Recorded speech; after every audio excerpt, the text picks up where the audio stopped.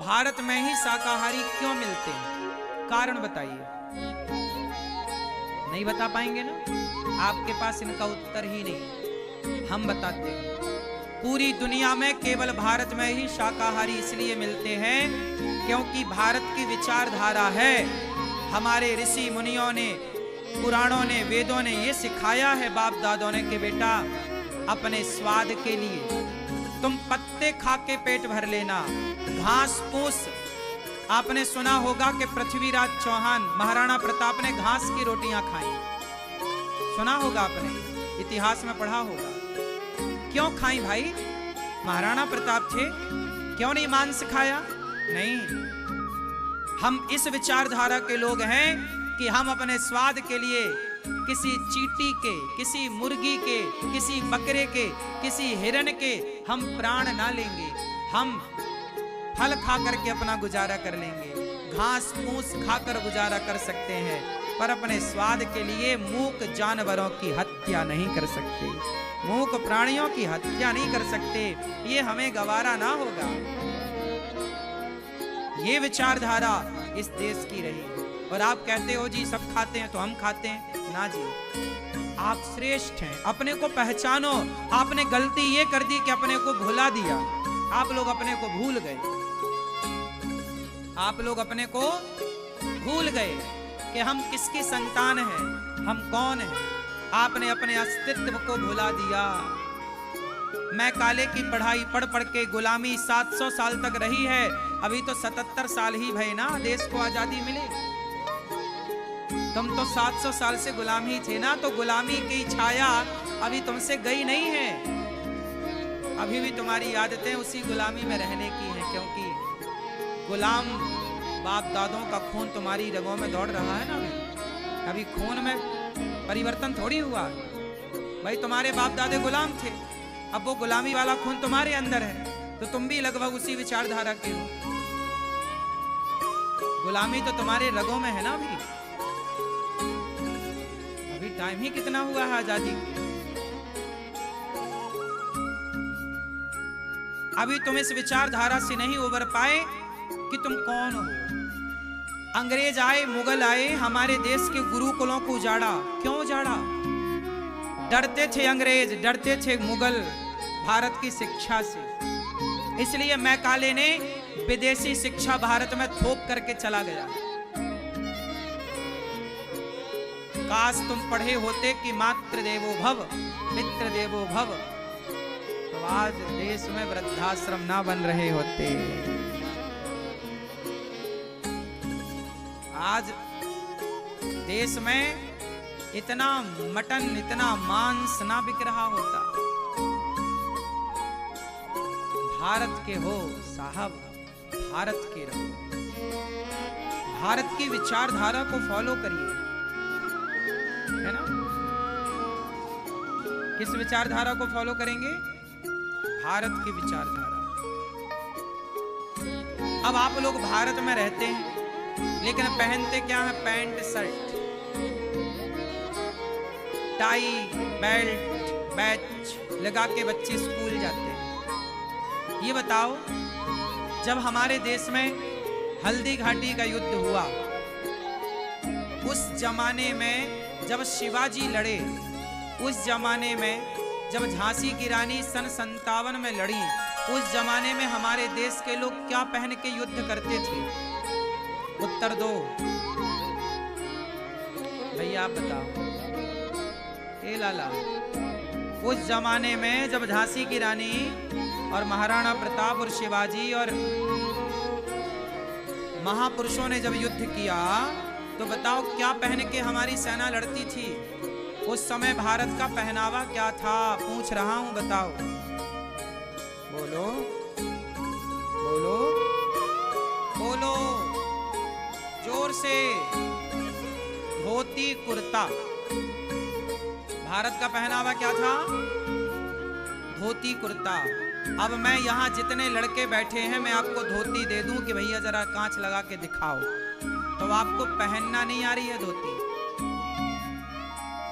आप लोगों को धोती पहननी नहीं आती। आज आप पैंट शर्ट पहनते हैं। आप कहते हैं जी हम भारतीय। नहीं, रगों में अभी गुलामी दौड़ रही है।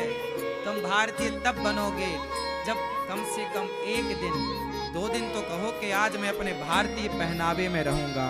और भारतीय पहनावा है धोती कुर्ता। अब तुम पैंट शर्ट पहने हो और कह रहे हो हम भारतीय हैं, नहीं, गलत बात। तुम शुद्ध भारतीय नहीं, मिक्स। क्यों? शुद्धता नहीं। शुद्ध भारतीय कौन? जिसका पहनावा भारतीय हो। अंग्रेज शुद्ध अंग्रेज है क्योंकि उनका पहनावा अंग्रेजी, लेकिन आपका शुद्ध भारतीय पहनावा नहीं। मैं कहता हूं कि संडे के संडे तुम क्यों नहीं धोती कुर्ता पहनते? चलो बाकी दिन स्कूल है, चलो बाकी दिन ऑफिस है, कम से कम संडे के संडे तो आप धोती कुर्ता पहन के शॉपिंग करने जा सकते हैं, माथे पर तिलक लगा के जा सकते हैं, ताकि ये लगे कि हाँ जी भारत का है। सोचिए, धोती कुर्ता पहन के जाने में आपको हंसी आती है, शर्म आती है। सोचिए इस देश का क्या विडंबना है, इस देश की, कि अपने पहनावे को पहनने में आजकल आपको शर्म आने लगी है।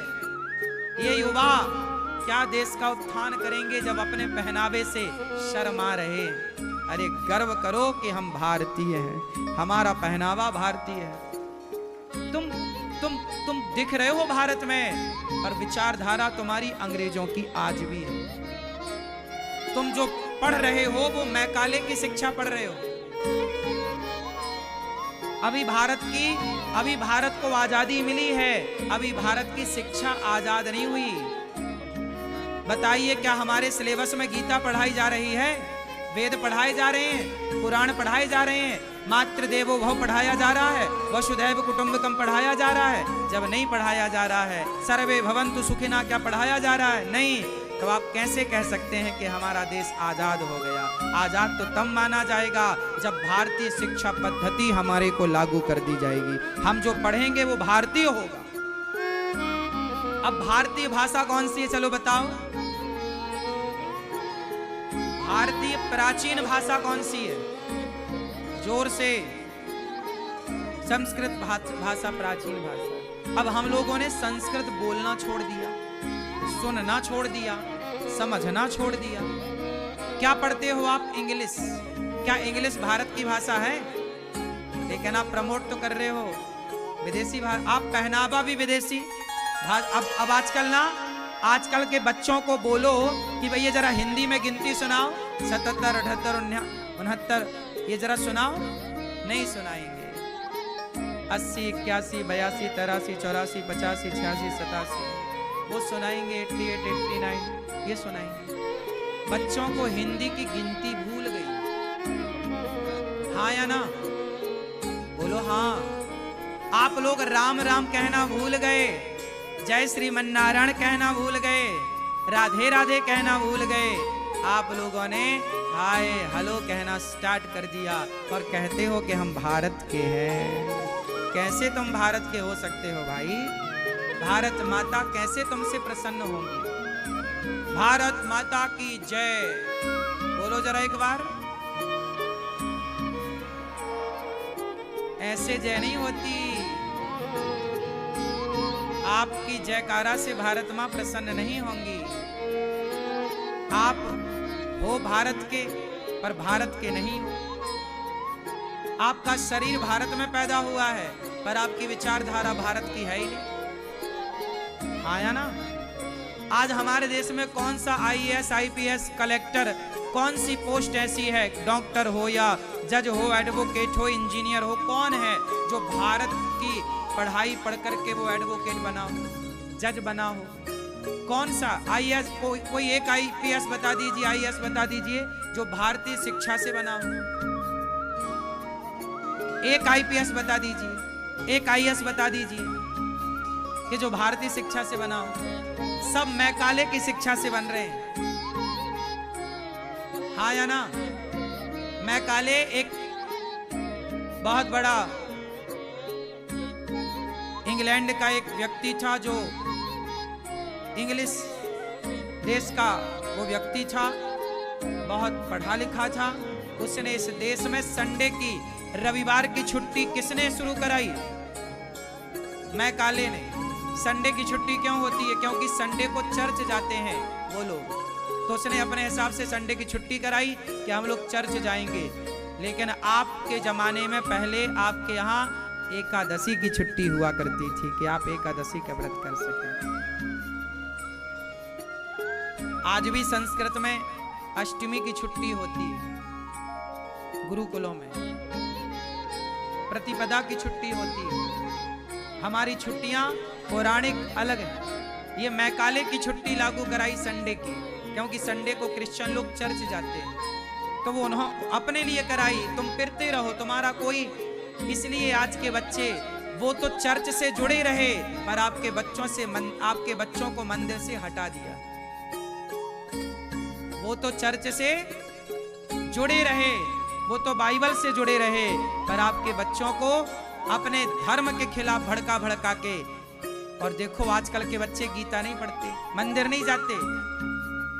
इन्हीं के कारण आपके बच्चे मंदिर जाने से बच रहे, जबकि उनके बच्चे, आज मुसलमान के बच्चे को देखो, जरा सा बच्चा है टोपी लगा के नमाज करता है, नमाज पढ़ता है? नहीं पढ़ता। मुसलमान अपने धर्म के प्रति बड़ा सजग है, इसलिए उसकी संख्या बढ़ रही है।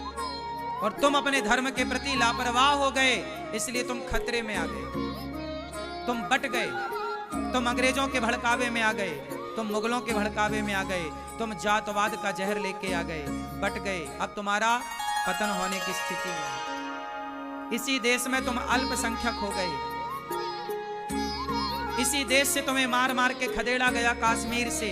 क्या कर लिया तुम लोगों ने? जो अपने धर्म को भूल जाता है, अपनी शिक्षा पद्धति को भूल जाता है, उसका सर्वनाश हो जाता है। जो अपने संस्कारों को भूल गया, जो अपनी संस्कृति को भूल गया। मुसलमान आज भी टोपी लगाता है, वो अपने पहनावे में है, लेकिन आप के बच्चे कहां तिलक लगा रहे हैं? कहां आपके बच्चों की शिखा है, चोटी है?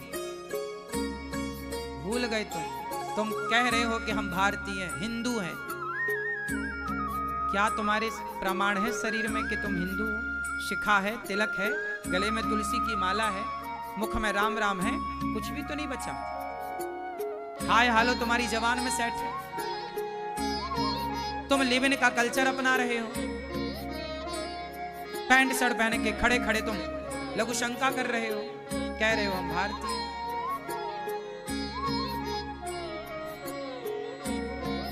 समझ में आ रही है बात कि नहीं आ रही? इसलिए अभी जाग जाओ, समझ जाओ, समझ जाओ।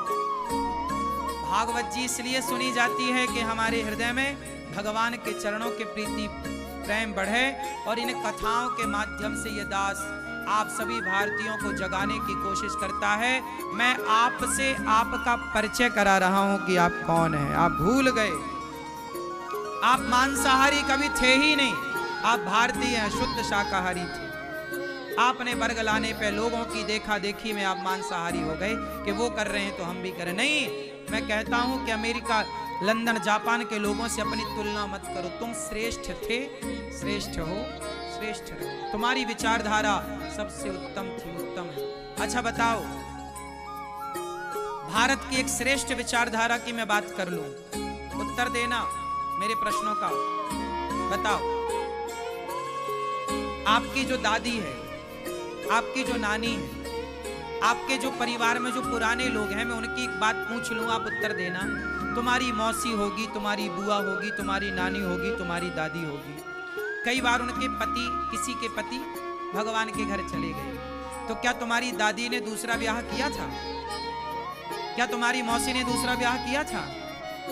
बोलो, क्या किया तुम्हारी मौसी, नानी, दादी ने जब तुम्हारे नाना, दादा, मौसा जी, फूफा जी भगवान के घर चले गए? तो क्या किया था आपके परिवारी लोगों ने? सारी जिंदगी तुम्हारी मौसी विधवा रह करके गुजार दिया, हाँ या ना? लेकिन सारी जिंदगी तुम्हारी नानी ने, तुम्हारे नाना नानी के पति चले गए, नाना जी चले गए, लेकिन नानी उनकी विधवा रह के गुजार दी। सपने में भी किसी पराये मर्द के बारे में नहीं सोचा। सही है कि गलत है? तुम्हारे फूफा जी चले गए, तुम्हारी बुआ ने सारी जिंदगी विधवा रहकर गुजारा।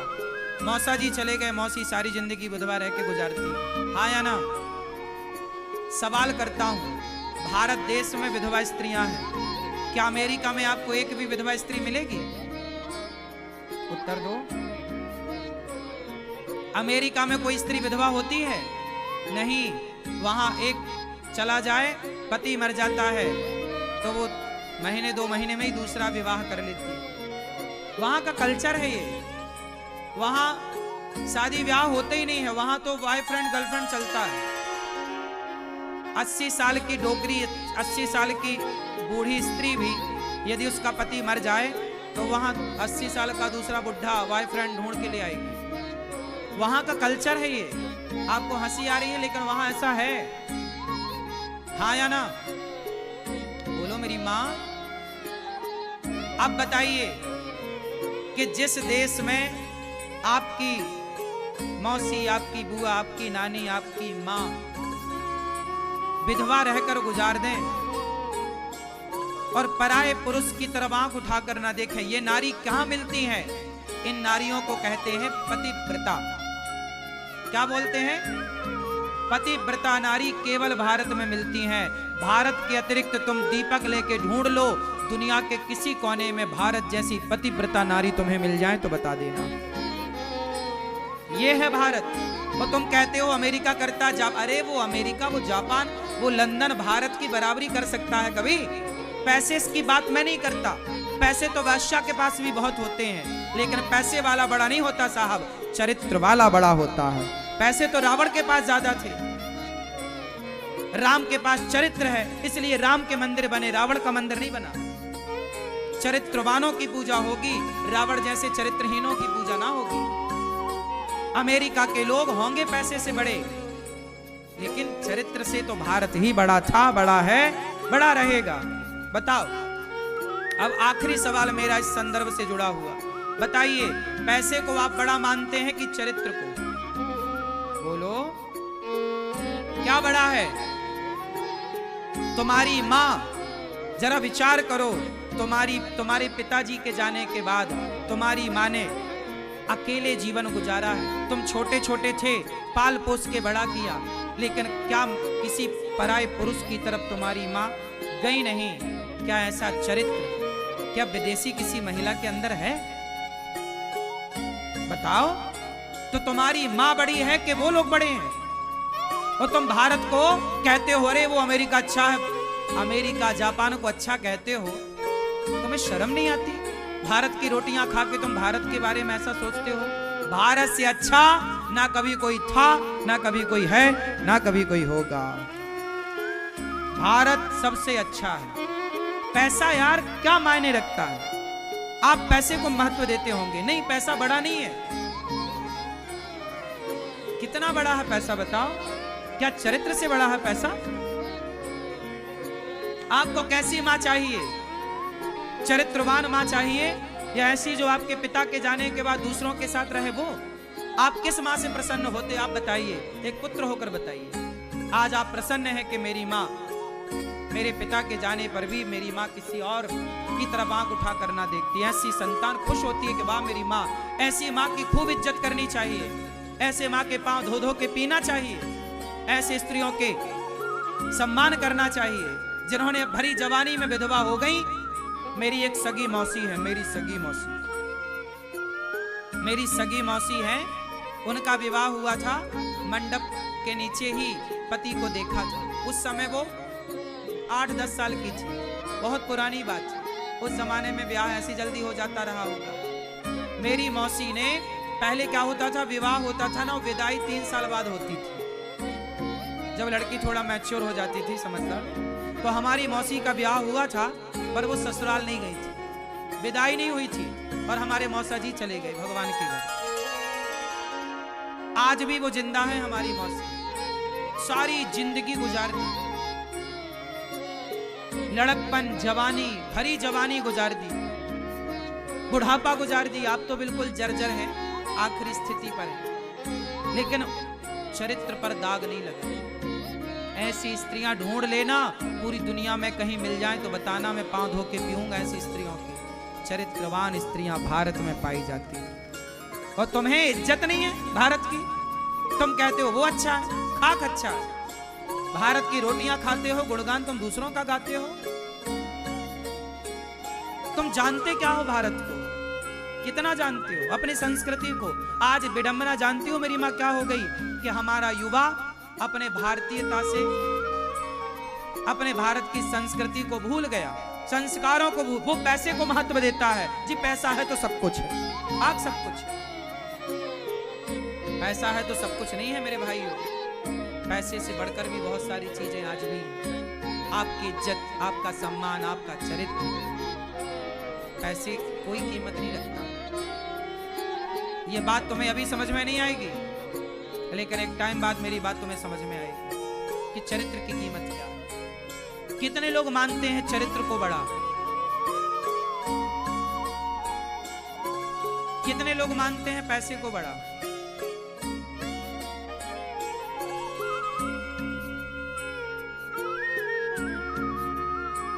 पैसा तो आपकी काबिलियत होगी तो दुनिया में कमा ही लोगे रे भाई। पैसे गए कहां? पैसे तो काबिलियत के पीछे घूमता है। पैसे टैलेंट के आगे नहीं है, पैसे तो टैलेंट के, बोलो, पीछे है। आप में काबिलियत है, आप में टैलेंट है, आप में गुण है, तो पैसा तो पीछे पीछे दौड़ेगा। लेकिन आपकी काबिलियत के पीछे चरित्र ना दौड़ेगा, चरित्र तो आगे रहेगा। पैसा पीछे होता है जबकि आपका कैरेक्टर आपके आगे होता है। इसलिए कभी मत कहना कि भारत से भी अच्छा कोई है। भारत से अच्छा कभी कोई नहीं था, कभी कोई नहीं होगा।